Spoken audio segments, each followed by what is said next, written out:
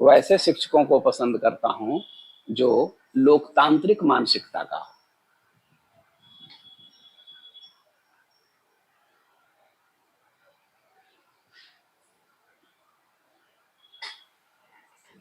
तीसरा उदाहरण आप ले सकते हैं। कोई व्यक्ति यह कहता है कि मैं वैसे राजनीतिक दल को पसंद नहीं करता जिसमें कोई एक परिवार या कोई एक व्यक्ति या कुछ व्यक्ति सभी निर्णय लेते हैं। मैं वैसे ठीक है, मैं वैसे दल को पसंद करता हूं जिसमें कार्यकर्ता और नेता मिलकर निर्णय लेते हैं। ठीक है, मतलब लोकतंत्र में निर्णय का रोल है ना सबका। तो लिख लीजिए। अगला, कोई यह कहता है कोई यह कहता है कि मैं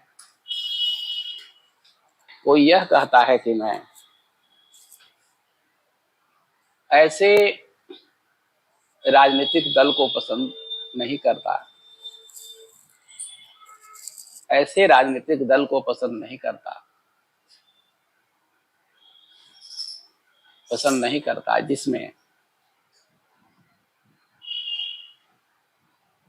जिसमें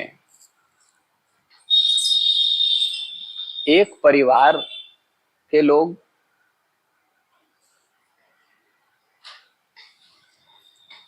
या कुछ नेता मिलकर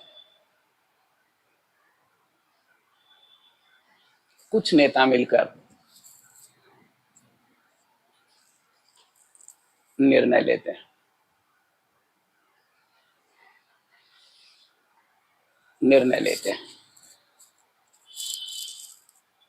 मैं वैसे राजनीतिक दल को पसंद करता हूं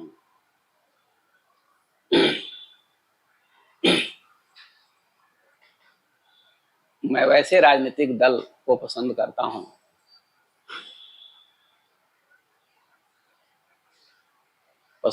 हूं जो जिसमें निर्णय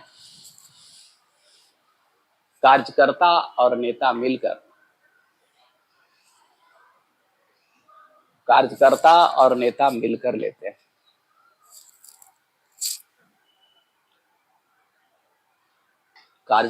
और नेता मिलकर लेते हैं। जरा सा आप विचार करिए तो कि मौजूदा जो भारत में राजनीतिक पार्टियां हैं उसमें कितना लोकतांत्रिक मूल्य है। बहुत ही कम है।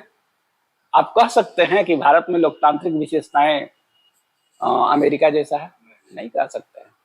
आप देखिए वहां राष्ट्रपति के प्रतिनिधि होने के लिए चुनाव होता है वहां लोग प्रांत प्रांत में वोट देते हैं, तब तय होता है कि कौन सा राष्ट्रपति में खड़ा होगा। यहाँ क्या है, सर्वोच्च व्यक्ति है भाई। आप सभी पार्टी भारत के लगभग सभी राजनीतिक दलों में आप यह देखते हैं कि लोकतांत्रिक मूल्यों का उसमें कमी है। नहीं समझ रहे हो? तो इससे आपको पता चल रहा होगा कि लोकतंत्र ये जो शब्द है या फिर लोकतंत्र एक ऐसा सिद्धांत है या ऐसी संकल्पना है जिसका एक बृहत्तर अर्थ है, बड़ा अर्थ है। कभी कभी हम लोकतंत्र का प्रयोग आदर्शों के रूप में भी कर देते हैं। ठीक है, लिखो, कभी कभी, पैराग्राफ चेंज कर लो, कभी कभी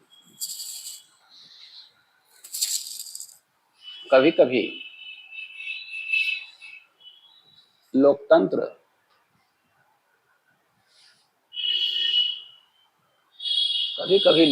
का प्रयोग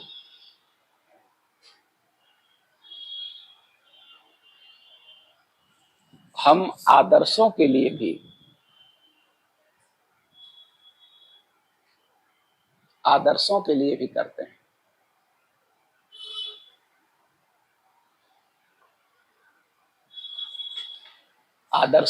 भी करते हैं। डैश दे दो पहला। देखो, जैसे कोई व्यक्ति यह कहता, समझना, कोई व्यक्ति यह कहता है कि देश में लोकतांत्रिक व्यवस्था तो तभी आएगी जब देश का कोई एक व्यक्ति भी भूखा नहीं सोए। ठीक है, ये क्या दिखा रहा है कि एक एक व्यक्ति की चिंता करने वाला लोकतंत्र है। इसका मतलब है लोकतंत्र एक ऐसा सिद्धांत है जिसका एक बहुत बड़ा अर्थ है, व्यापक अर्थ रखता है लोकतंत्र। ठीक है, जैसे कोई व्यक्ति, पहला, कोई व्यक्ति यह कहता है, कोई व्यक्ति यह कहता है, कोई व्यक्ति यह कहता है कि देश में लोकतंत्र तो तभी आएगा, देश में लोकतंत्र तो तभी आएगा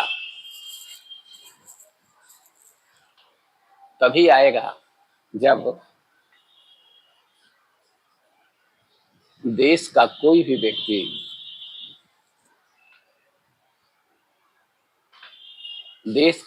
व्यक्ति भूखे नहीं सोए।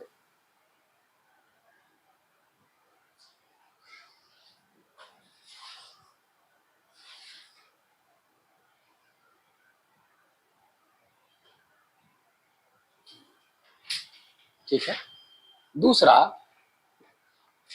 आप देखिए कि लोकतंत्र इतना भर नहीं है कि निर्णय में अपने प्रतिनिधियों के माध्यम से जनता भागीदारी निभाए, बल्कि लोकतंत्र में बुनियादी, जो जैसे बुनियादी शिक्षा मिलना चाहिए सबको, उसी तरह से बुनियादी स्वास्थ्य मिलना चाहिए, सूचना के समान उपलब्धता सबको होना चाहिए। आप यह बताइए, देखो समझो मैं कह क्या रहा हूं, मैं कह यह रहा हूं कि सिर्फ लोकतंत्र का मतलब, लोकतंत्र का अर्थ इतना भर नहीं होता कि इसमें जनता का निर्णय में भागीदारी हो, जनता का निर्णय में भागीदारी हो, इतना भर नहीं है, बल्कि लोकतांत्रिक व्यवस्था में बुनियादी जरूरत सबको मिले,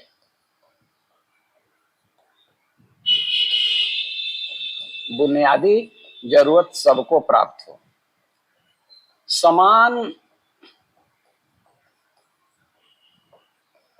समान सूचना की उपलब्धता हो, समान सूचना की उपलब्धता हो, संसाधन जो देश का है,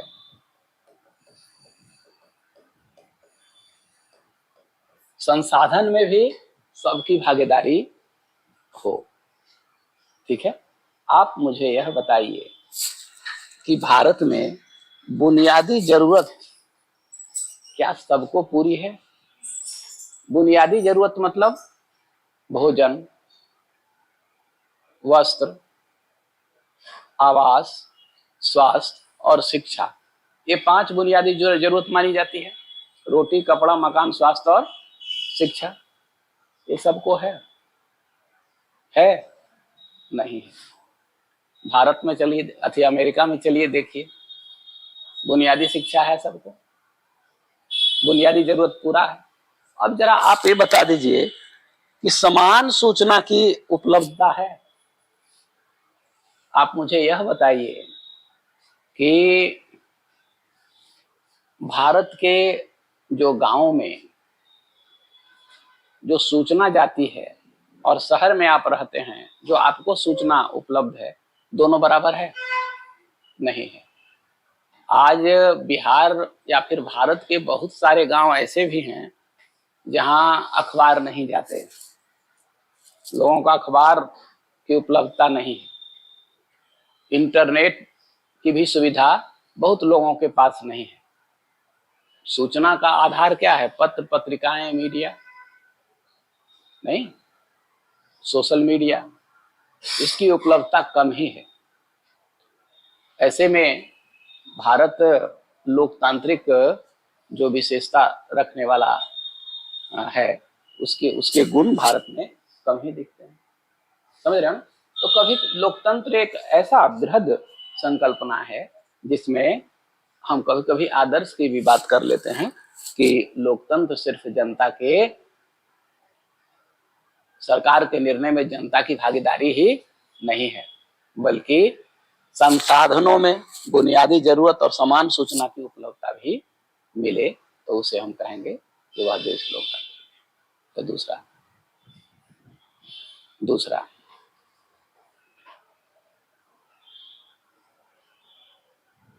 लोकतंत्र लोकतंत्र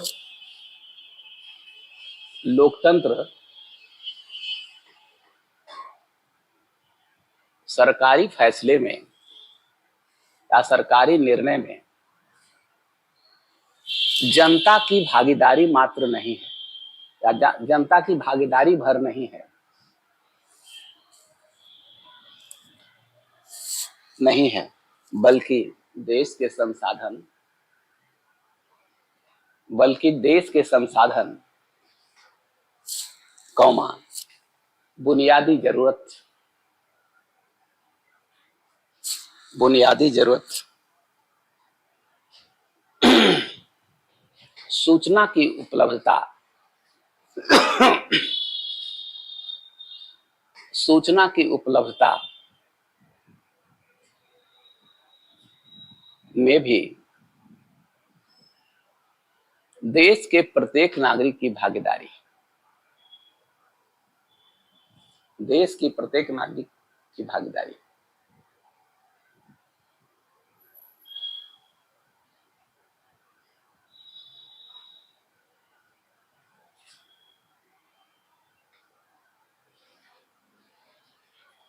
ठीक है, तो अब आप समझ गए होंगे कि लोकतंत्र एक ऐसा मूल्य है या एक ऐसा सिद्धांत है जो एक बृहद अर्थ रखता है। और जब आप इन बृहद अर्थों को समझते हैं, लोकतंत्र के बृहद अर्थ को, तब आप एक अच्छे लोकतंत्र और एक बुरे लोकतंत्र में भेद कर सकते हैं। आप यह भेद कर सकते हैं कि कौन से देश में लोकतांत्रिक मूल्यों का समावेश अधिक है और कौन से देश के शासन में लोकतांत्रिक मूल्यों का समावेश कम है। ठीक है, भारत में प्रातिनिधिक लोकतंत्र है और दुनिया के देशों में देखेंगे तो प्रतिनिधिक लोकतंत्र ही है, क्योंकि अब प्रत्यक्ष लोकतंत्र मुश्किल है। क्योंकि प्रत्यक्ष लोकतंत्र इसलिए मुश्किल है कि वो कम जनसंख्या वाला तो हो सकता है, जब कम जनसंख्या हो तो प्रत्यक्ष लोकतंत्र हो सकता है, जनता बैठकर और निर्णय ले सकती है साथ साथ। लेकिन अधिक जनसंख्या वाले देश में या फिर अधिक जनसंख्या होने पर प्रत्यक्ष लोकतंत्र की बात व्यवहारिक नहीं है। वैसे शासन के किसी निकाय में या फिर कहें कि शासन के किसी संस्था में प्रत्यक्ष लोकतंत्र को देखा जा सकता है, जैसे ग्राम सभा। नहीं तो लिख लो नीचे, पैराग्राफ चेंज कर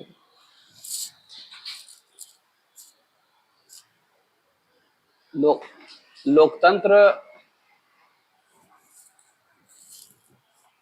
लोकतंत्र दो प्रकार के होते हैं, प्रत्यक्ष लोकतंत्र और अप्रत्यक्ष लोकतंत्र।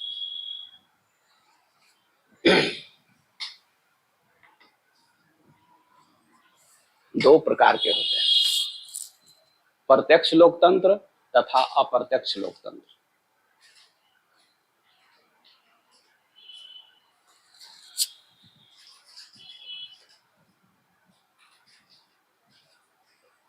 लोकतंत्र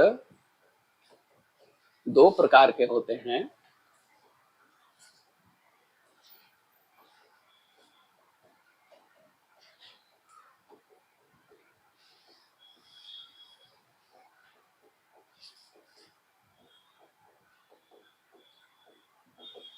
अब देखो, प्रत्यक्ष लोकतंत्र में जनता सभा कर प्रत्यक्ष रूप से शासन के निर्णय में शामिल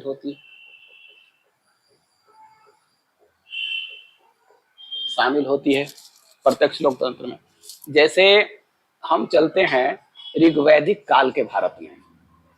प्राचीन काल में ऋग्वैदिक काल का जो भारत है, अगर हम वहां जाएं तो देखेंगे कि वहां सभा और समितियां होती थी, और वे जो सभा और समितियां होती थी उसमें लोग बैठ कर निर्णय करते थे। ऋग्वैदिक काल में या वैदिक काल में, ऋग्वैदिक काल में सभा और समितियां होती थी, उसमें लोग बैठ के निर्णय लेते थे। तो उदाहरण किसका था? प्रत्यक्ष लोकतंत्र का। लेकिन आप देखिए कि जैसे जैसे जनसंख्या बढ़ती गई, प्रत्यक्ष लोकतंत्र संभव नहीं हो पाएगा, वो व्यवहारिक नहीं रह गया। तो आप देखेंगे कि वर्तमान में चूंकि प्रत्येक देश की जनसंख्या इतनी जरूर है कि एक साथ मिल बैठकर शासन के निर्णय में शामिल नहीं हो सकती है। तो ऐसे में अप्रत्यक्ष लोकतंत्र की शुरुआत होती है। ऐसे में जनता क्या करती है? ऐसे में जनता अपने प्रतिनिधि चुन लेती है। ठीक है कि भाई प्रतिनिधि हम चुन लिए, और उसके जो प्रतिनिधि है जाकर क्या बनाते हैं? सरकार बनाते हैं। और सरकार ही क्या करती है? शासन करती है। तो ये अप्रत्यक्ष रूप से शासन में भूमिका किसकी हुई? सरकार की होती है। समझ रहे हो? तो वर्तमान में आप देखें तो अप्रत्यक्ष लोकतंत्र के उदाहरण ही दिखते हैं, प्रत्यक्ष लोकतंत्र के का उदाहरण नहीं मिलता। वैसे विभिन्न देशों के जो शासन पद्धति है उसके किसी संस्था में प्रत्यक्ष लोकतंत्र के मूल्य मिलते हैं या विशेषता मिलती है। जैसे भारत में त्रिस्तरीय सरकार है, और जो स्थानीय स्वशासन की सरकार है उसमें ग्राम सभा में प्रत्यक्ष लोकतंत्र की विशेषता दिखती है। ग्राम सभा में लोग मिलकर शासन के निर्णय में जनता भागीदारी निभाती है। स्पष्ट है बात? समझ रहे हो? हाँ, तो लिखो, क्या लिखो? लोकतंत्र दो प्रकार का होता है, प्रत्यक्ष लोकतंत्र तथा अप्रत्यक्ष लोकतंत्र। ठीक है, लिखो। प्रत्यक्ष लोकतंत्र में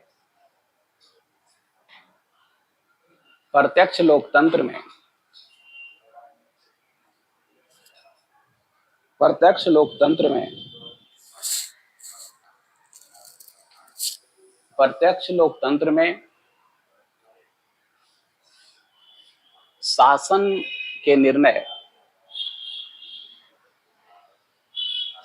के निर्णय जनता सभा के माध्यम से मिल बैठकर करती है।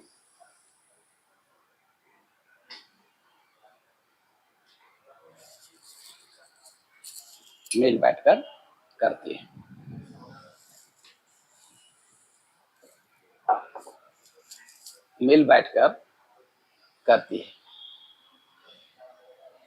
ऋग्वैदिक, लिखो, ऋग्वैदिक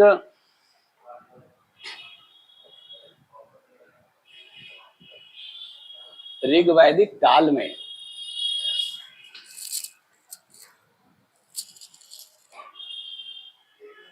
सभा और समितियों में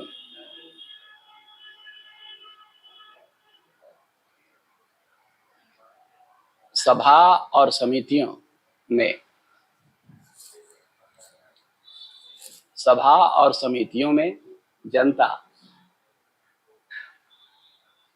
मिल बैठकर निर्णय लेती थी।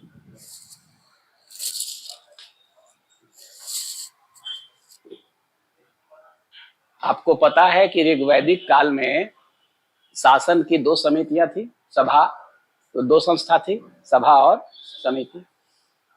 ठीक है, तो इसमें सभा और समितियों में जनता निर्णय लेती थी। यह प्रत्यक्ष लोकतंत्र का उदाहरण था। तो लिखो, यह प्रत्यक्ष लोकतंत्र का उदाहरण है।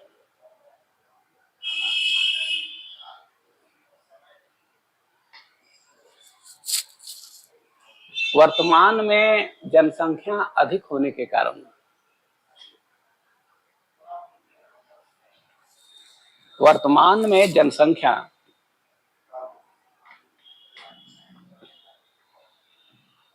वर्तमान में जनसंख्या अधिक होने के कारण, अधिक होने के कारण प्रत्यक्ष लोकतंत्र की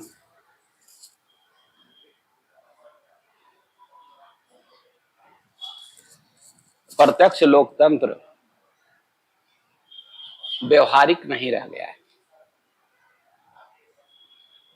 व्यवहारिक नहीं रह गया है।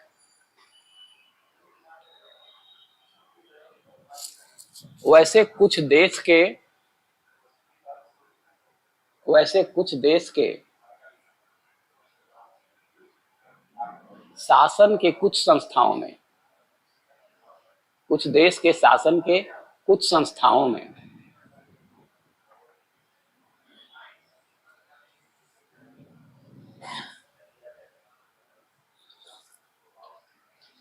कुछ संस्थाओं में प्रत्यक्ष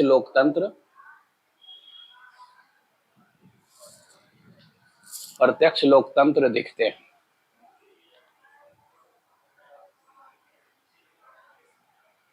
जैसे भारत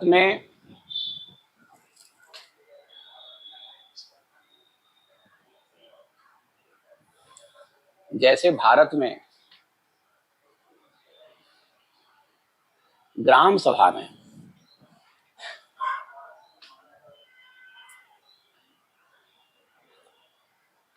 जैसे भारत के ग्राम सभा में। दूसरा आप लिखेंगे अप्रत्यक्ष लोकतंत्र, अप्रत्यक्ष लोकतंत्र।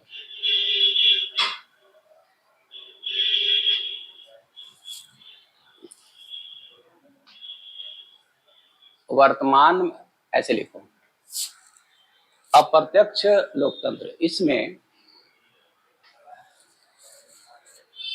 इसमें जनता अपने प्रतिनिधि को,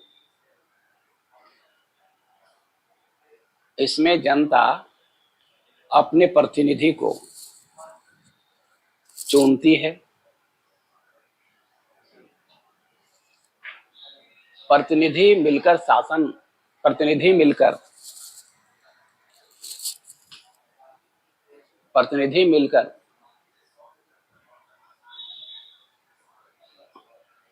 सरकार का गठन करते हैं।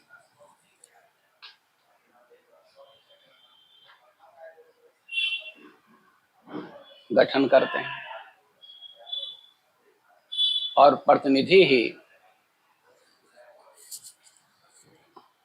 निर्णय लेते हैं।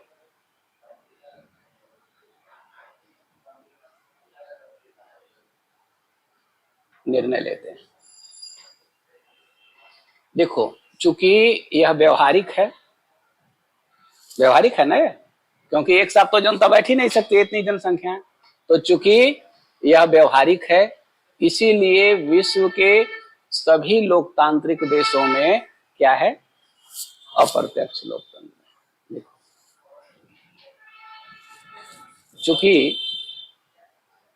चूंकि यह व्यवहारिक है,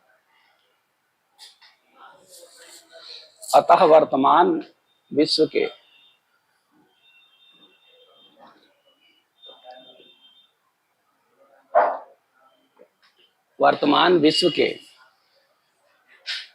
सभी लोकतांत्रिक देशों में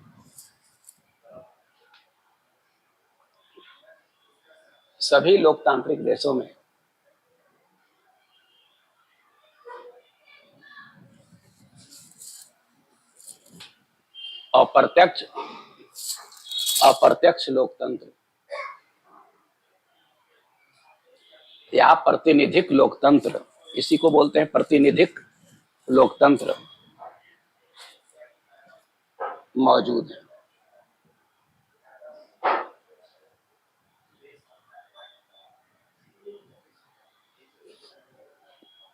ठीक है, तो हम लोगों ने इस अध्याय में देखा कि लोकतंत्र क्या है, लोकतंत्र की परिभाषा क्या है, लोकतंत्र क्यों अपनाया जाना चाहिए, और फिर लोकतंत्र का जो सिद्धांत है उसका एक बृहद अर्थ। ठीक है, इसके आधार पर हम लोकतांत्रिक और गैर लोकतांत्रिक देश का निर्धारण कर सकते हैं, और लोकतंत्र के बृहदर सिद्धांत को समझने के बाद, या फिर लोकतंत्र सिद्धांत के बृहदर अर्थ को समझने के बाद आप यह देख सकते हैं किस लोकतांत्रिक देश में लोकतंत्र के मूल्यों का समावेश अधिक है और किस लोकतांत्रिक देश में लोकतंत्र के मूल्यों का समावेश कम है, अधिक है। ठीक है, तो इसको देख सकते हैं। तो यह पूरा चैप्टर समाप्त हुआ। अब हम लोग यह जो 9वीं क्लास की पुस्तक है लोकतांत्रिक राजनीति भाग 1, उसका दूसरा अध्याय हम लोग शुरू करेंगे। अध्याय 2 में है संविधान निर्माण।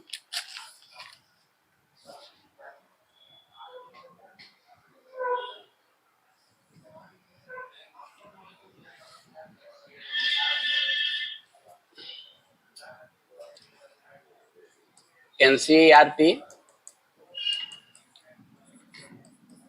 9th क्लास पॉलिटी की जो पुस्तक है लोकतांत्रिक राजनीति भाग 1,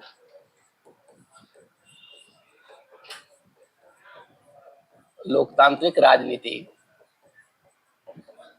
भाग 1 का दूसरा अध्याय हम लोग देखेंगे,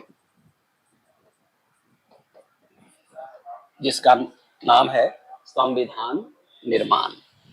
तो हम अध्याय 2 देख रहे हैं, संविधान निर्माण।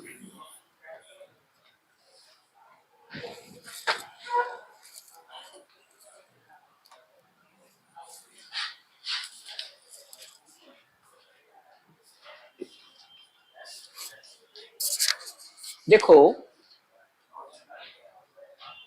इस चैप्टर में हम लोग देखेंगे क्या? इस चैप्टर में हम लोग देखेंगे कि संविधान होता क्या है।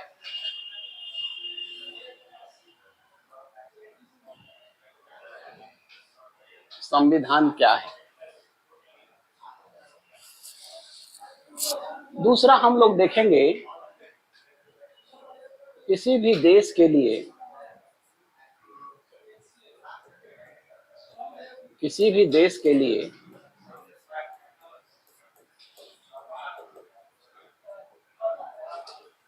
संविधान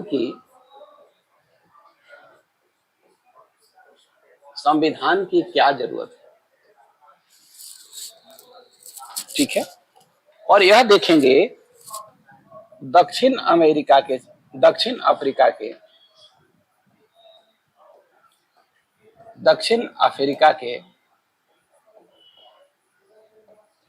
संविधान के निर्माण के संबंध में जानेंगे, और जानेंगे भारत के संविधान का निर्माण, भारत के संविधान का निर्माण। तो इस अध्याय में यही हमको पढ़ना है कि संविधान होता क्या है, किसी भी देश के लिए संविधान की क्या जरूरत होती है, क्यों जरूरत होती है, दक्षिण अफ्रीका के संविधान के निर्माण के संबंध में जानेंगे, और चौथा भारत के संविधान के निर्माण के संबंध में जानेंगे। ठीक है, तो सबसे पहले हम चलते हैं कि संविधान होता क्या है। एक एक चीजों को बड़ी गौर से समझने की आवश्यकता है, इसीलिए आप समझने पे जोर देंगे।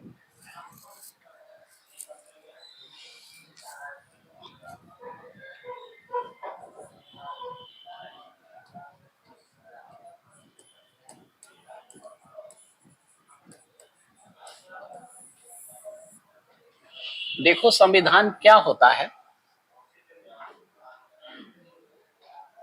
क्या समझते हो संविधान के माने? दो शब्द है, एक संविधान है, दूसरा कानून है। दोनों एक है या दोनों में कुछ अंतर है? ठीक है, देखो, कोई भी देश, किसी भी देश को शासन चलाने के लिए, किसी भी देश को शासन चलाने के लिए, किसी भी देश को शासन चलाने के लिए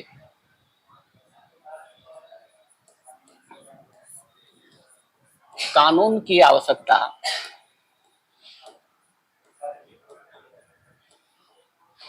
होती है या नहीं? आप बताइए। किसी भी देश का शासन चलाना है, उसके लिए कानून की आवश्यकता होती है कि नहीं? होती है। आप कोई खेल का ही ले लीजिए, कोई खेल, उस खेल के नियम होते हैं या नहीं होते हैं? कोई खेल ले लीजिए, नियम होता है। कोई क्लास या कोई संगठन, उसके भी कुछ नियम होते हैं। और खेल संचालित होता है खेल के नियमों से। जैसे कोई क्रिकेट खेल रहा है तो क्रिकेट के नियम से खेल संचालित होगा, ये फुटबॉल के तो नियम से तो नहीं संचालित होगा। अगर कोई फुटबॉल खेल रहा है तो फुटबॉल के नियम से वह संचालित होगा पूरा पूरा खेल। उसी तरह से कोई संगठन है, वह संगठन जो रन कर रहा है, चल रहा है, उस संगठन के कुछ नियम होंगे, उससे वह चल रहा है। तो किसी खेल के नियम होते हैं, किसी संगठन के नियम होते हैं। उसी तरह से देश के शासन को चलाने के लिए भी कुछ नियम होते हैं। ठीक है, वह नियम सरकार को भी मानना पड़ता है और वही नियम सरकार के संस्थाओं को भी मानना पड़ता है और वह नियम देश के लोगों को भी मानना पड़ता है, तब देश का शासन चलता है।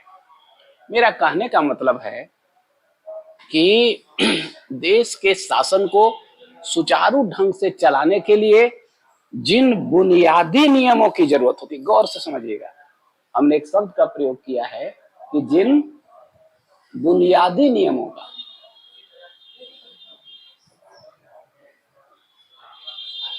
जिन बुनियादी नियमों की जरूरत होती है, उसे ही हम क्या कहते हैं? संविधान।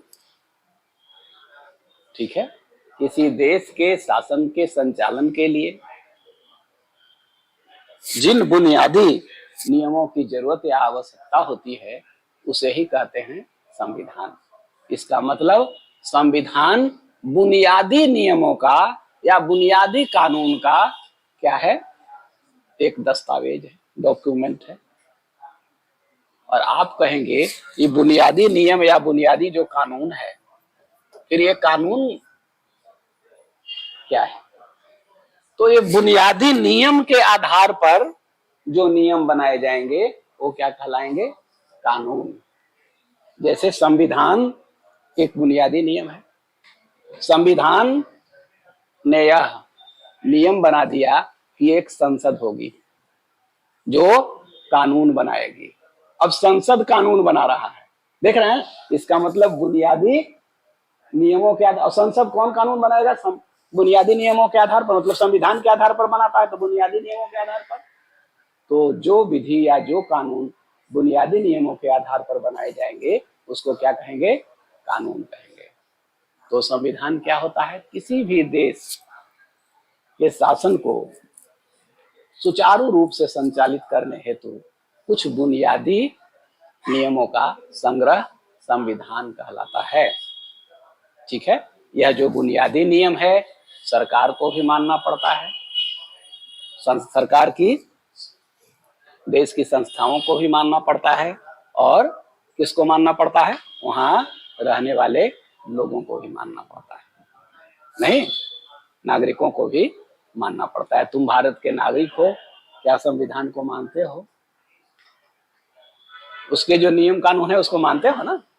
तो मानते हो तो लिखो, हेडिंग दे दिया संविधान निर्माण।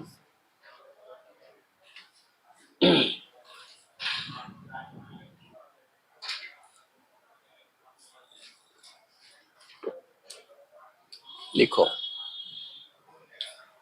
संविधान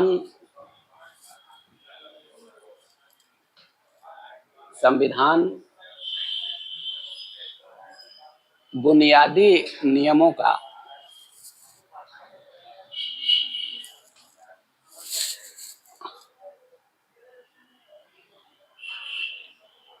संविधान बुनियादी नियमों का एक ऐसा संग्रह होता है, एक ऐसा संग्रह होता है जिसके आधार पर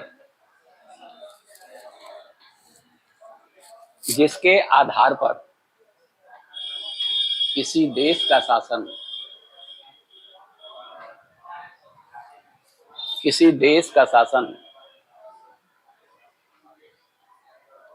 चलाया जाता है।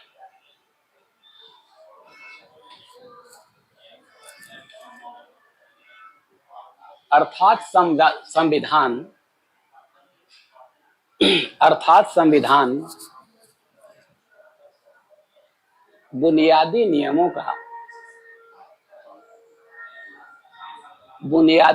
का ऐसा दस्तावेज होता है, बुनियादी नियमों का ऐसा दस्तावेज होता है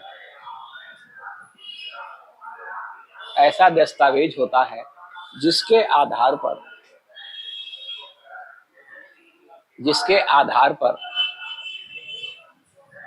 किसी देश का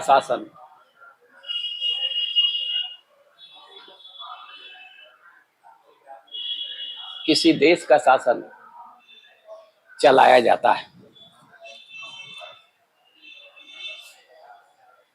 किसी देश का शासन चलाया जाता है। कानून क्या होता है? देश के बुनियादी नियमों के आधार पर बनाया गया विधि क्या कहलाएगा? कानून कहलाएगा। समझ रहे हो? तो लिखो कानून, कानून, कानून। संविधान के बुनियादी नियमों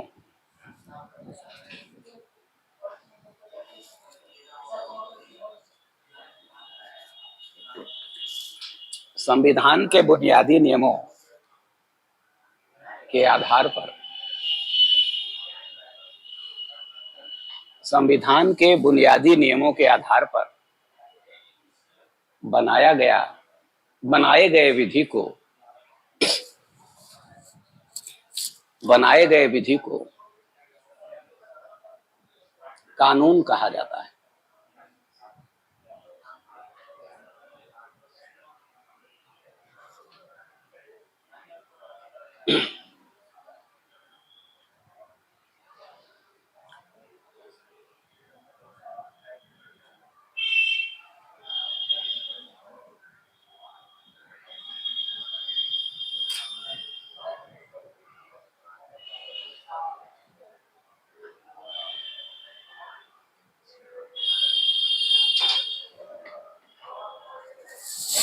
अच्छा ये बताओ, अगर सभी देशों के पास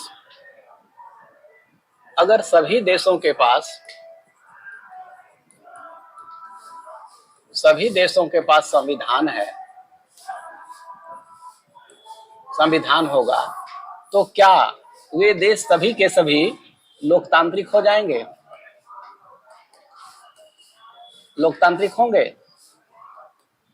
नहीं।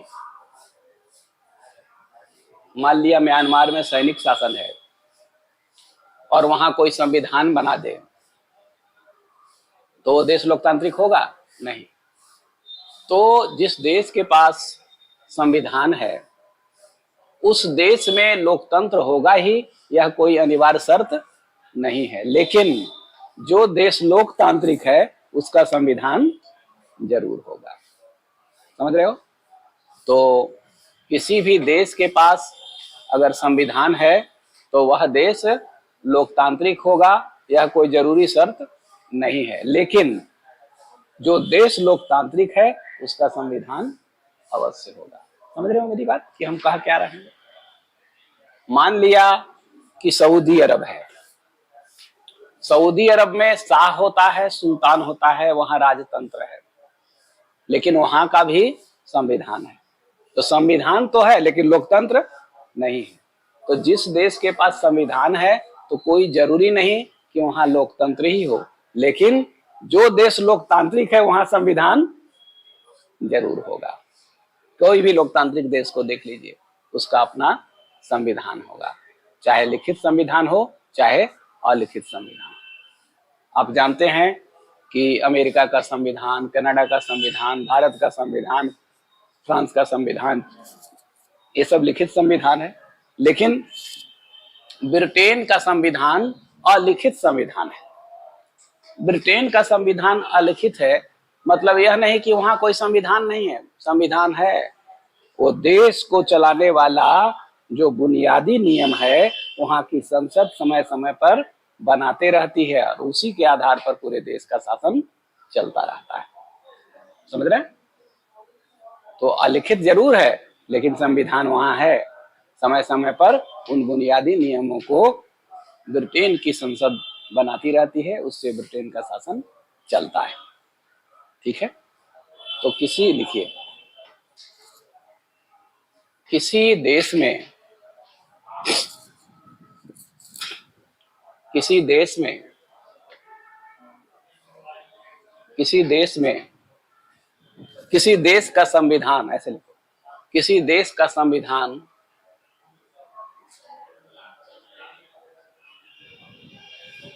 किसी देश का अगर संविधान है, किसी देश का संविधान अगर है तो वह देश लोकतांत्रिक ही होगा, वह देश लोकतांत्रिक ही होगा।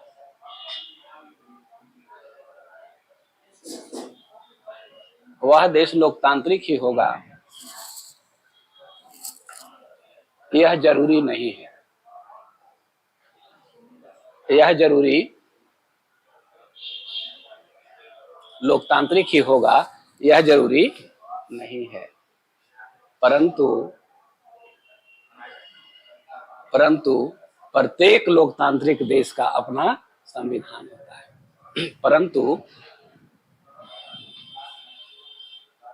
परंतु प्रत्येक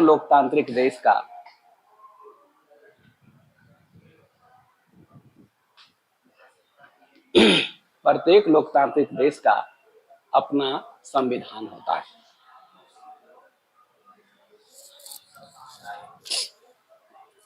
संविधान दो प्रकार का होता है, लिखित संविधान और अलिखित संविधान।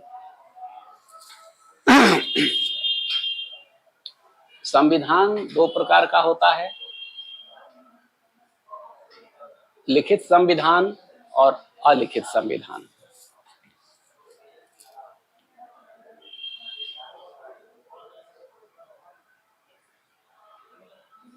Bharat, America, Canada, France, Germany आदि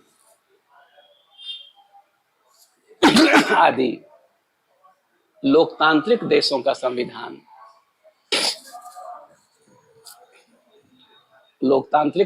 संविधान, लिखित है। लोकतांत्रिक देशों का संविधान लिखित है।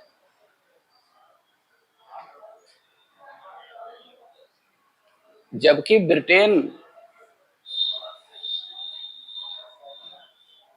ब्रिटेन का संविधान अलिखित है।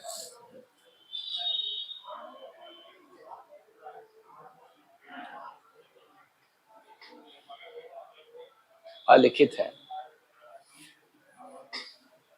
इसका अर्थ यह नहीं होता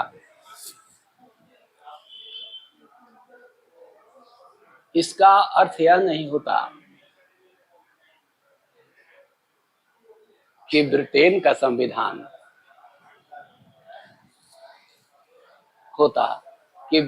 संविधान बुनियादी नियमों के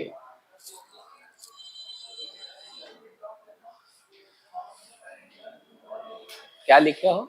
इसका अर्थ यह नहीं होता कि ब्रिटेन का शासन बुनियादी नियमों के बिना ही चलाया जाता है,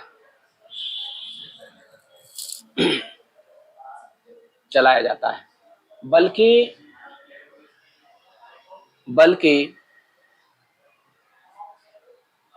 ब्रिटेन की संसद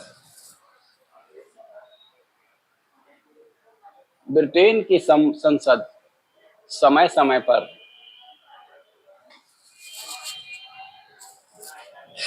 उन बुनियादी नियमों को बनाती रहती है,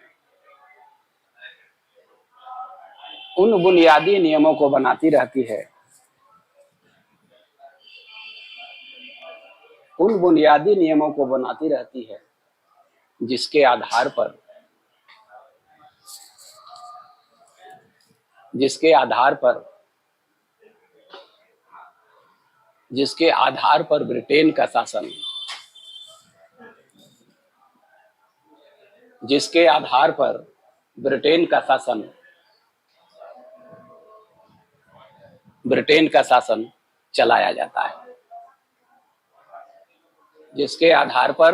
ब्रिटेन का शासन चलाया जाता है।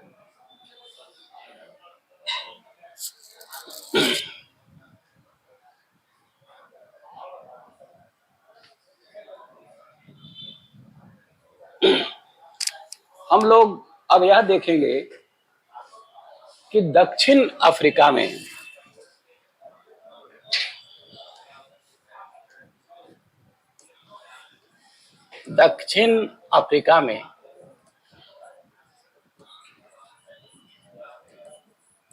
लोकतांत्रिक शासन या फिर कहें लोकतांत्रिक संविधान का निर्माण कैसे हुआ और क्यों करना पड़ा। आपको पता है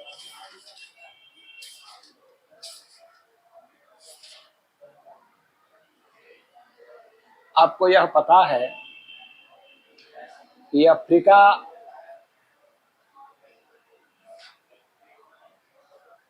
अफ्रीका महादेश के दक्षिण भाग में दक्षिण अफ्रीका एक देश है।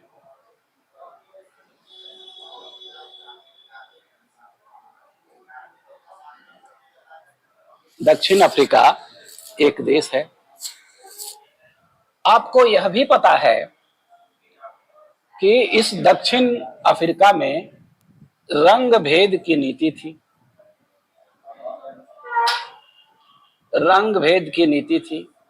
जिसके लिए गांधी जी ने एक लंबा संघर्ष किया था। रंग भेद के नीति के विरोध में, जिसके विरोध में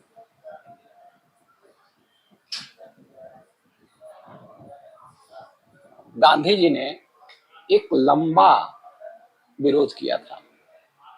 आपको पता है कि दक्षिण अफ्रीका में गांधी के रंगभेद के नीतियों के खिलाफ एक लंबा संघर्ष उन्होंने किया था। लेकिन गांधी जी के संघर्ष के बावजूद ये बात सत्य है कि गांधी जी के संघर्ष ने रंगभेद नीतियों के संबंध में कुछ कानून जरूर बदलवाए, लेकिन रंगभेद की नीति निरंतर जारी रही। आप यह कहेंगे कि ये रंगभेद होता क्या है?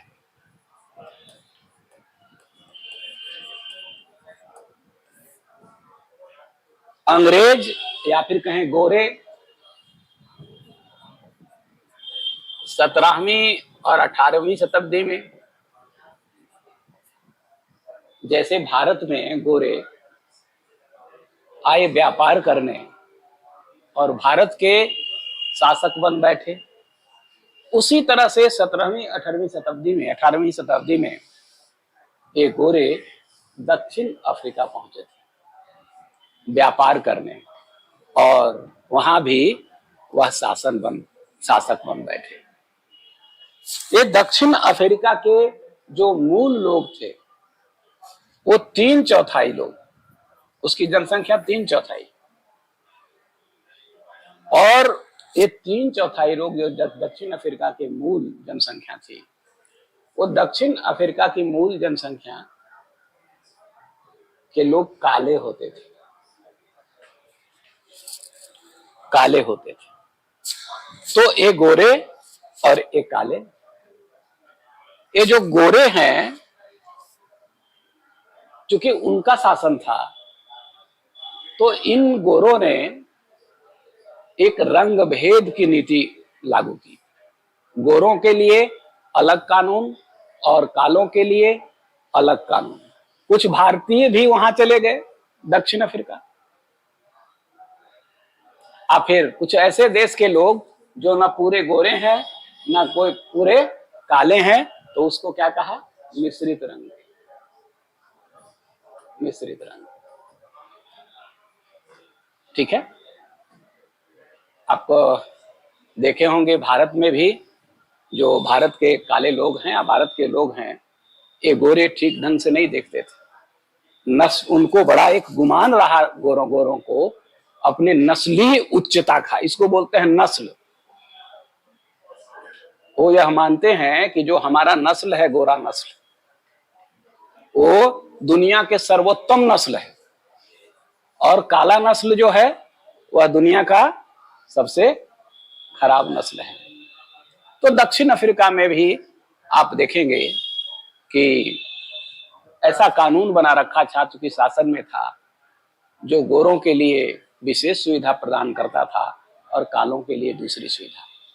जैसे फर्स्ट आपको पता होगा गांधी की आत्मकथा माई एक्सपेरिमेंट विथ ट्रुथ, आपने पढ़ा होगा तो आपने देखा होगा कि गांधी दादा अब्दुल्ला एक व्यापारी है, वो भारतीय मूल के ही थे, दक्षिण अफ्रीका में बस गए थे।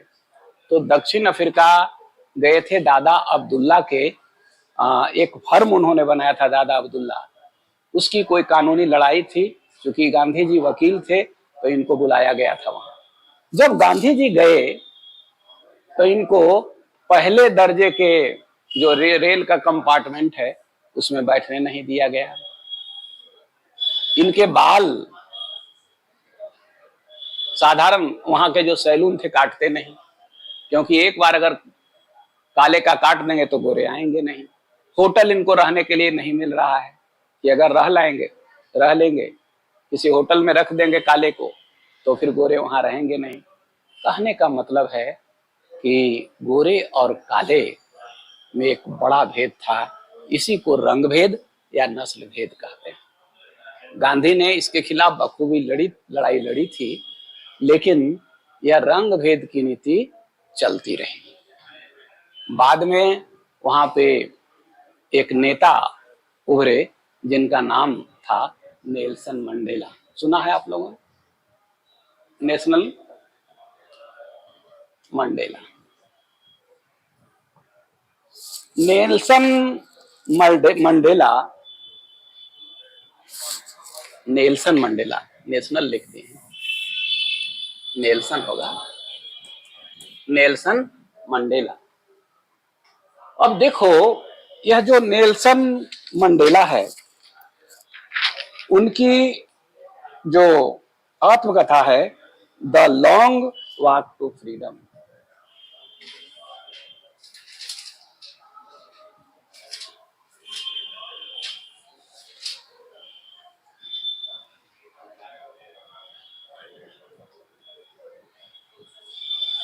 The long walk, the long walk to the freedom, to freedom.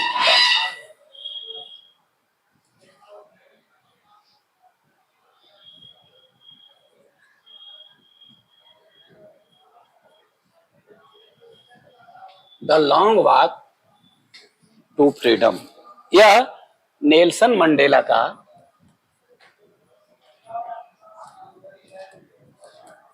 यह नेल्सन मंडेला की आत्मकथा है।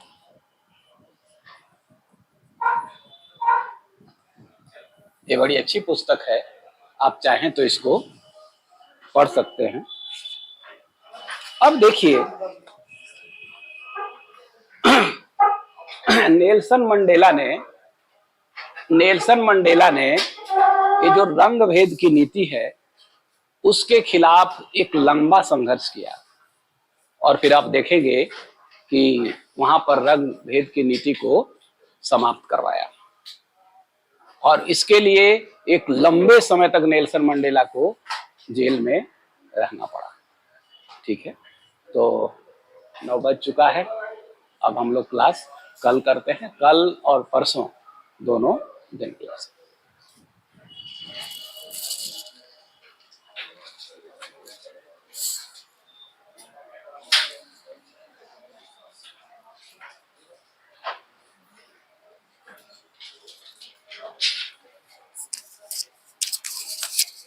आप लोग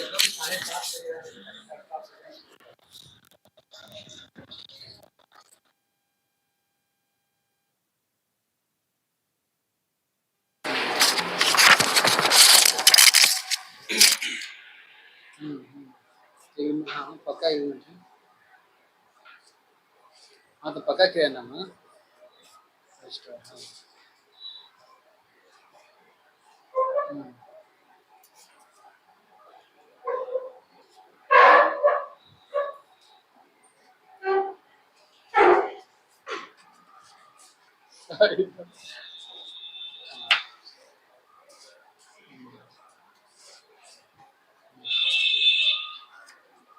कुछ लोग गायब रहते हैं, उसको बोलना होगा कि सुबह में आप लोग गायब रहते हैं, आप लोग कैसी का स्टूडेंट हो, कैसे वो लोग गायब होते हैं, अच्छा लगता है।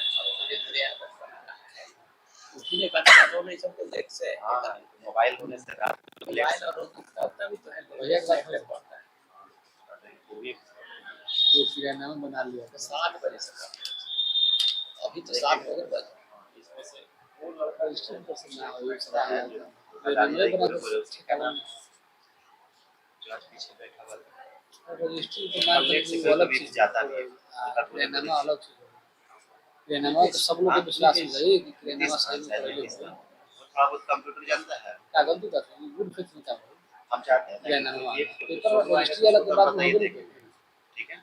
आपकी इसमें रेनामा आपकी बेटी को थोड़ा बहुत कंप्यूटर वगैरह में या मोबाइल वगैरह में चलाने आता है ना, उसको बता देगा तो कर लेगा, तो हर को हम कंप्यूटर नहीं देना चाहते, खाने हमारी कुछ खाना तो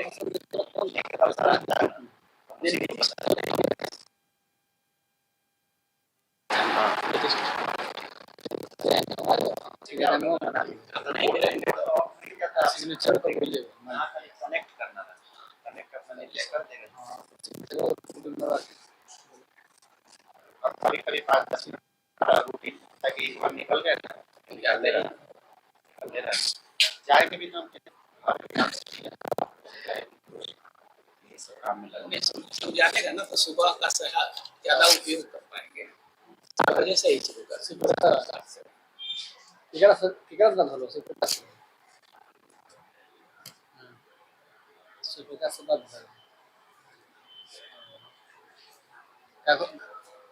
घरे बड़ा जी अब हम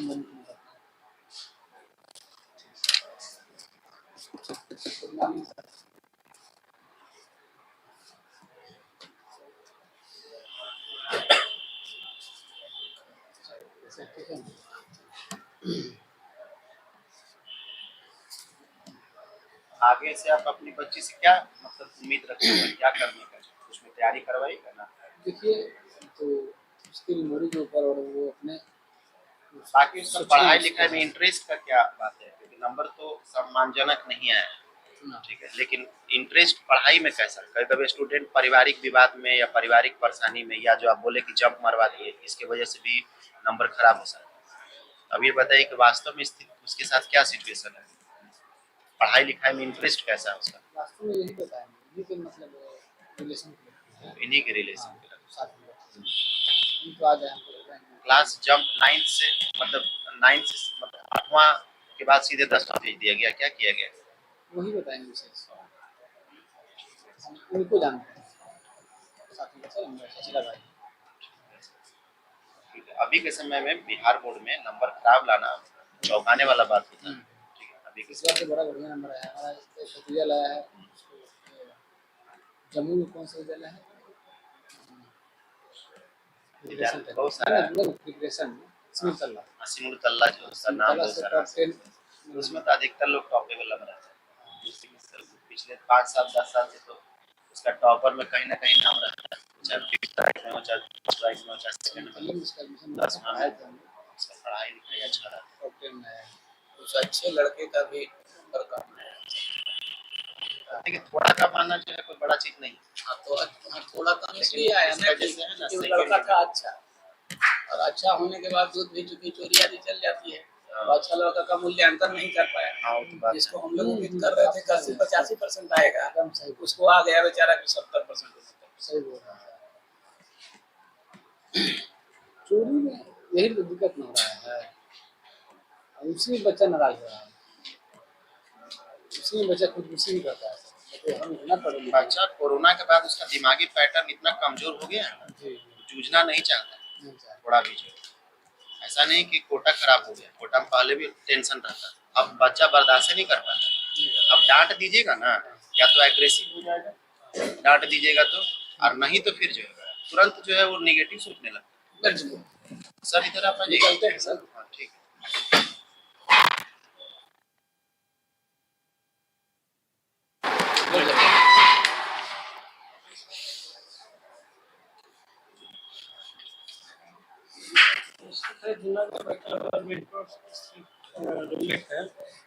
नहीं जाती है। ठीक है, इसका जो रूममेट है तो अपना दिमाग देखो, ऐसे तुमको जानकारी दे दे रहे हैं, तुमको पढ़ाई करना है अच्छा, ठीक है, तुम समझदारी से समझो, तुम 10वां पास कर ली, ठीक है, अब थोड़ा थोड़ा अपना भी दिमाग लगाना है, ठीक। तुम्हारा क्या जरूरत है, तुम्हारा जरूरत है कि तुमको जो अच्छा से पढ़ाई करवा करके, तुम अच्छा परफॉर्म नहीं की, इस बात को एक्सेप्ट कर दी है, इसको निगेटिव में नहीं लेती, ठीक है, एक्सेप्ट करती है कि हाँ हमसे परफॉर्मेंस बहुत अच्छा नहीं हुआ। जैसा ही बता रहे थे नंबर के बारे में, हम बताए भी कि आप जंप मरवाए हैं तो उसका भी असर हो सकता है। जंप तुम किस क्लास से किस क्लास में कर गई अचानक, 8 से 10th, गलत डिसीजन। 9 से नहीं, 8 से न 10th, 9th गैप की ना, 9th नहीं पढ़ी ना, और 9th में बहुत स्टैंडर्ड होता है, 9th में दिमाग खुलता है आदमी का, ठीक है, और 9th में तुम जो है थी नहीं करी, इसलिए 10th को तुम उतना बर्दाश्त नहीं कर पाई, ठीक है ना। अभी कोई 11th छोड़ दिया 12th में पढ़ाने लगेगा ना, तो फिर दिक्कत में चल जाएगा उसको। तो ये चीज हुआ तुम्हारा, समझो कि तुम्हारे दिमाग से कहीं ज्यादा जो है ना इस डिसीजन में गलती हुआ है, ठीक है, ये तुम ज्यादा समझ रही होगी, कि तुम समझने की कोशिश कर रही होगी, लेकिन पीछे को बात मालूम ही नहीं, तो दिमाग पे जेबे नहीं करेगा, किसी का नहीं जाएगा दिमाग पे, ठीक है। नेक्स्ट बात रहता है कि तुम चाहती तो मेहनत करके जो है थोड़ा बहुत 9th पढ़ सकती, तुम भी ये सोची कि हम सीधे 10th ही पढ़ लेंगे, तुम्हारे दिमाग में भी बात आ गई,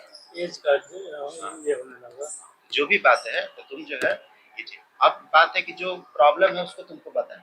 अब रहा कि तुम जैसे वहां पे सोच रही हो, तुम्हारे फ्रेंड बोली, ठीक है, तो देखो वहां पे हम बता रहे हैं वहां का टीचर जो है ना सारे अच्छे नहीं, बल्कि मेजोरिटी जो है एवरेज टाइप का टीचर, कुछ टीचर तो यहीं के, ठीक है, जो यहाँ ग्रेजुएशन पोस्ट ग्रेजुएशन होता है ना, यहाँ जैसे ग्रेजुएशन कर लिए तो यहाँ के बाद जो है वो अपना गए और वहीं पे मतलब जो है पढ़ाते हैं, ठीक है।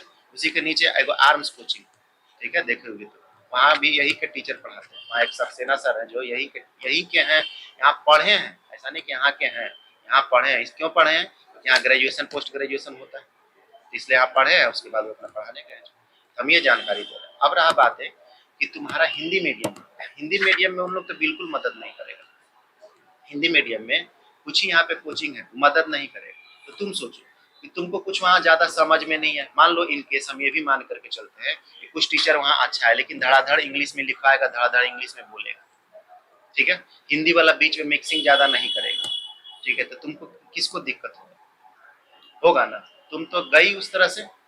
बात है कि अब तुम्हारे साथ तुम्हारे हिसाब से नहीं चल रहा है, ये दिक्कत होगा। दूसरी बात है कि लेकर के जो है कि तुम वहां पे ज्यादा पैसा दोगी और पढ़ाई यहाँ से भी बहुत कम होगा, ये हम तुमको जानकारी दे रहे हैं। उस समय के बाद तुम देखना, तुलना करना, तुम्हारे रूममेट जो अभी किस क्लास में, 12th में है, अभी 11 से 12th में गई है ना, ठीक है, तुम जो है जब पढ़ाई करोगे ना तो तुम उसका सिचुएशन देखना, कुछ समय के बाद तुम 11th का पढ़ोगी, ठीक है, अभी तुरंत तो नहीं लेकिन 2 महीना के बाद ईमानदारी से तुम पढ़ोगी, तुम 11th का डिस्कशन उससे करना, तुमको अंतर मालूम चल जाएगा तुम में और उसमें क्या अंतर है, बशर्ते तुम अच्छा से पढ़ती हो तब। हाँ तो और देखना कितना अंतर आ जाएगा। खाली ये सोच करके हमको इज्जत मिलेगा, हम फलाना जगह चल जाएगा, तुम्हारे काम का वही नहीं, ठीक है। और हम लोग इंटरनली जानते हैं कि टीचर वहाँ का जो अभी के दौर में, कोरोना से पहले अच्छे टीचर थे, वो सब टूट करके कंकड़बाग में इन्वेंटर खोल दिए। जितने अच्छे टीचर थे ना उसके कोरोना काल में इन लोग पैसा नहीं दिया, इन्वेंटर खोल दिए कंकड़बाग में, केंद्रीय विद्यालय के बगल में, ठीक है, ये जानकारी हम आपको एकदम कंफर्म बता रहे हैं, आपको इन्वेंटर खोल दिए, ठीक है। इनका सारा टीचर अब सब जो है नौसिखियन टीचर को लेके चला है। आप तो मेंटर के नाम पे जा रहे हैं, आप टीचर को तो नहीं देख रहे, ठीक है। अब वो नौसिखियन टीचर जो अच्छा से पढ़ा नहीं पाता, अब ऐसा नहीं कि मान लीजिए 5 गो टीचर है तो 5 गो खराब कैसे हो जाएगा, ऐसा नहीं, विद्रोह हो जाएगा उससे। 5 गो है तो मान लीजिए 2 गो अच्छा है, 3 गो खराब, तो क्या पता आपको कौन आपके पास मिलेगा, जो वो 3 गो कौन आपके पास मिलेगा, इस बात को समझती हो एक तरह से, ठीक है। वहाँ पे पीछे पढ़ाई होता है 9वां 10वां 11वां 12वां, यहाँ पे 11वां 12वां और ISC के बाद BSc और जो है MSc का क्लास होता है, ऊपरे का पढ़ाई होता है, नीचे का नहीं होता है। साथ में जो है कुछ क्लासेज यहाँ BPSC का होता है, जो अभी टूटा था क्लास, जहाँ से सर अभी गए ना, वो BPSC मेंस का क्लास ले रहे थे, ठीक है। तो तुम सोचो कि कहीं पे जब ऊंचा पढ़ाई हो रहा है, लड़का पढ़ रहा है, तो जाहिर सा बात है नीचे का पढ़ाई में तो दिक्कत नहीं होगा। कहीं पे मान लो 10वां का पढ़ाई अच्छा से होता है, 9वां का, वहाँ पे 6ठा 7वां का मान लो अलाउ है पढ़ने के लिए, तुमको लगता है 6ठा 7वां में खराबी होगा? नहीं होगा, अगर नहीं ना तो ऐसे ही यहाँ पे बात, वहाँ पे और यहाँ पे ये अंदर। दूसरा बात है कि जब तुम पढ़ोगी ना ईमानदारी से 3-4 महीने, ठीक है, तो तुम उससे डिस्कस करना, तुम उससे आगे निकल जाओगी। जो तुम 11th का तो डिस्कस कर ही सकते हो, उसको तो 11th का आना चाहिए और तुम्हारा सीनियर है एक साल, लेकिन तुम देखोगे कि इसमें बहुत अंतर है, तुमको मालूम चल जाएगा कि हम भी इसके लाइन लाइन पे चलते तो हम भी चल जाते, ठीक है। तीन, खाली पढ़ने में तुम्हारा इंटरेस्ट होना चाहिए, ठीक है। पढ़ाई से तुमको पढ़ाई में मन लगता है ना, कि पढ़ाई के अलावा मन लगता है, हाँ, मन लगता है तो फिर अच्छा कर लोगे, क्योंकि डिसीजन गलत हुआ था।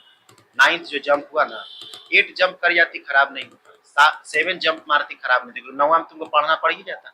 9वां जो है 10th तक में जो है सबसे अच्छा पढ़ाई 9वां में होता है, सबसे अच्छा सिलेबस उसमें, टफ भी, दिमाग सबसे ज्यादा उसी में, 10वां का 3 महीने पढ़े, 10th इजी, 10वां 3 महीने पढ़ी है तो और एक गलती की। 10वां में आदमी को 10 महीना कम पड़ जाता है, ऐसा क्यों हुआ? जो ऐसा नॉर्मल तरीके से नहीं होता, आप ये बताइए कि ऐसा क्यों किए? हाँ, ये तो एकदम खराब बात है, ये तो है एकदम खराब बात है, ठीक है। नहीं, ये नहीं मालूम था कि 10वां ही 3 महीना पढ़ी है, 10वां भी 3, क्यों ऐसा करी? जो तुम बताओ खुद से ईमानदारी से। ओ,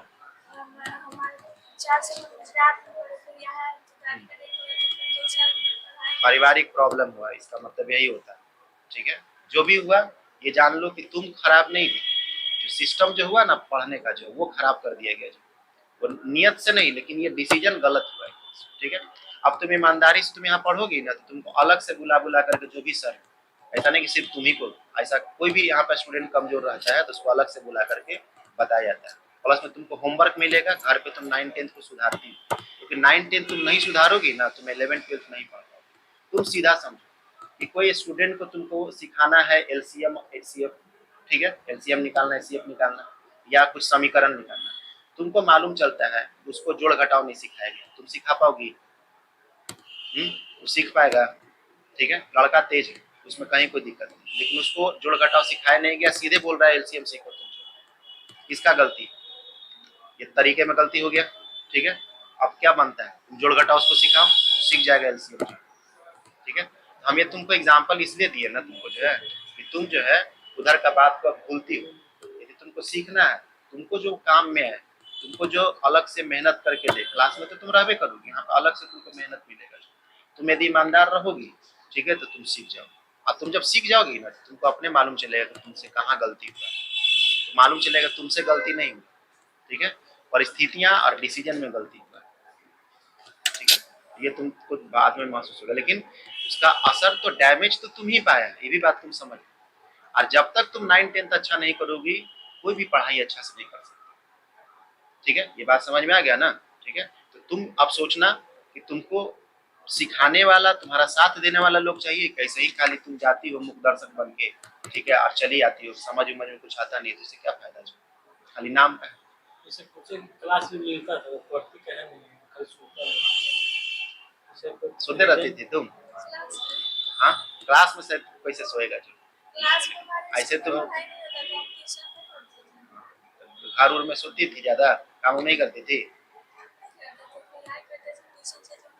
A+B का होल स्क्वायर बता दो तुम। हाँ ठीक। 10 का पावर 0 है तो क्या होगा?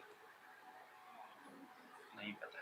मान लो 10 का पावर 2 है गुना 10 का पावर 3 है तो क्या होगा? नहीं पता।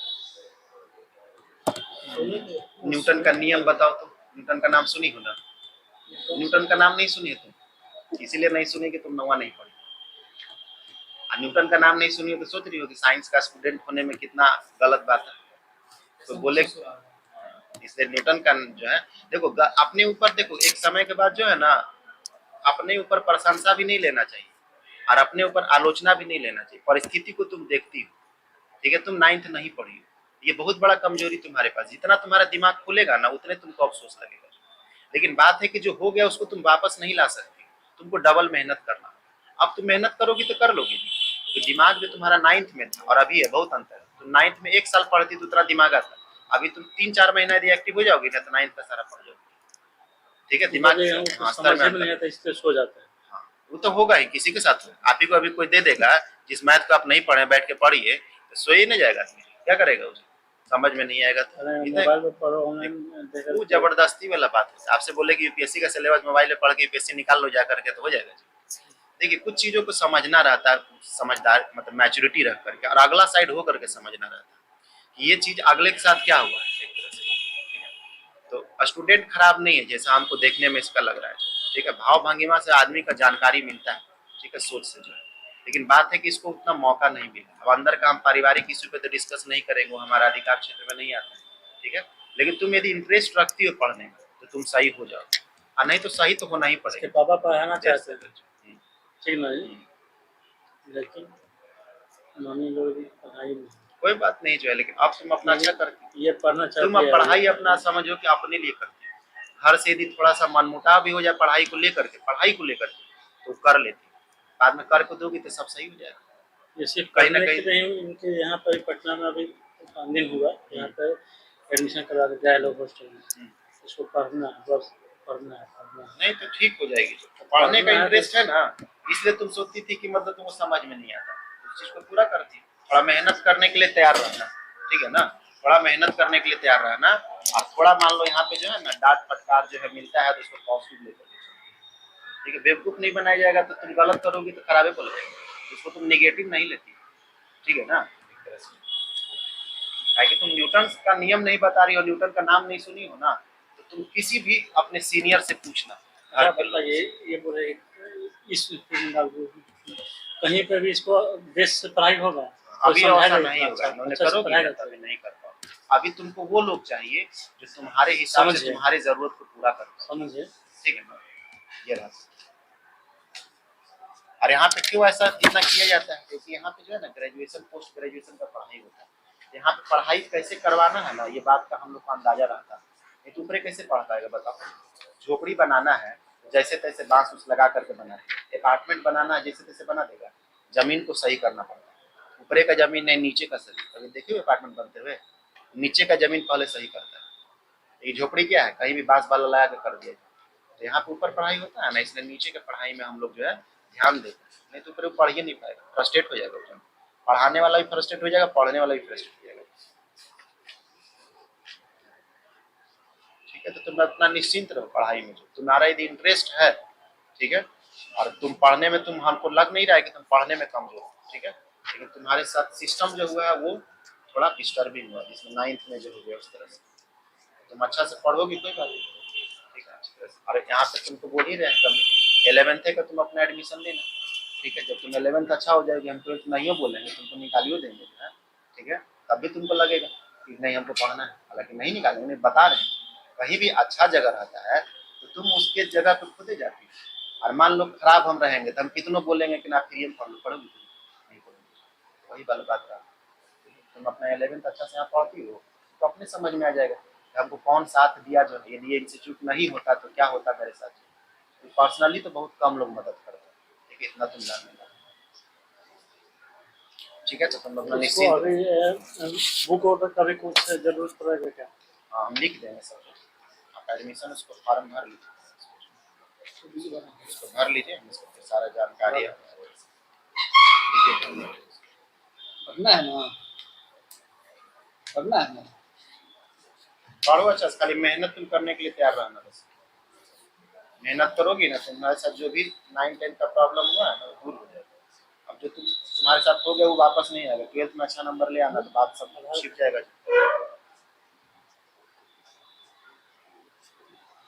पंडित जी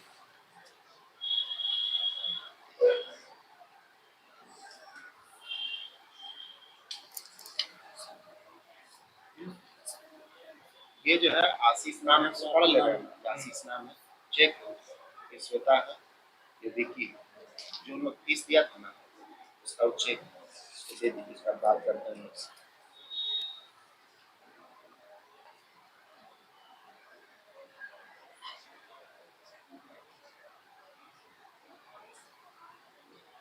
यूनिवर्सिटी ने मतलब बिहार बोर्ड नहीं इसका नहीं, यूनिवर्सिटी नहीं लिखेगी, उसका बोर्ड है ना, तुम BSc भी लिखो खाली,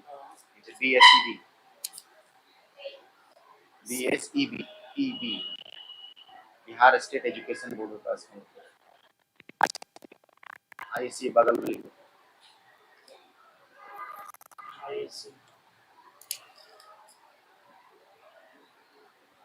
ठीक है, परसेंटेज 10th का लिखो, 46%। हतोत्साह नहीं होना है, ठीक है ना, नंबर तुम्हारे पीछे का, ठीक है, तुम्हारे पास्ट का नंबर, फ्यूचर का नंबर नहीं है, ठीक है, ये सतर्क रहना है, ठीक, और आगे तुम अच्छा कर लोगी ना, आगे अच्छा कर लोगी ना, सारा पीछे का बात छिप जाता है, ये दुनिया का रीत। आगे तुम जहाँ ISC में 80% लाई, गार्जियन को ग्लानि महसूस होगा हमारे वजह से 10th जो है इसका जो है खराब हो गया, ठीक है, उसके बाद तुम लिखो आगे कोई कोचिंग तो नहीं, लोकल एड्रेस लिखो जो अभी तुम जहाँ पे कर रही हो, लोकल एड्रेस जहाँ रहा अभी, हॉस्टल का नाम लिखो, शॉर्ट में जानकारी होगा ना हॉस्टल का नाम, वहाँ पे नहीं लिखो, वहाँ पे नीचे लोकल एड्रेस।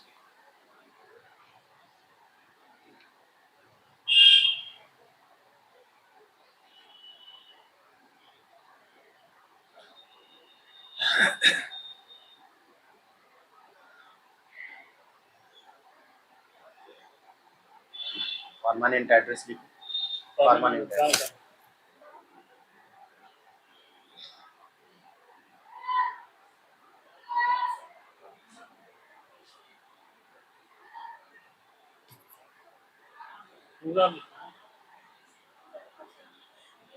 गार्जियन का फिर नंबर दे देना, आप ही से बात हुआ करेगा ना, तो आप इसे क्या लगे रिलेटिव है, एक तुम अपना जो है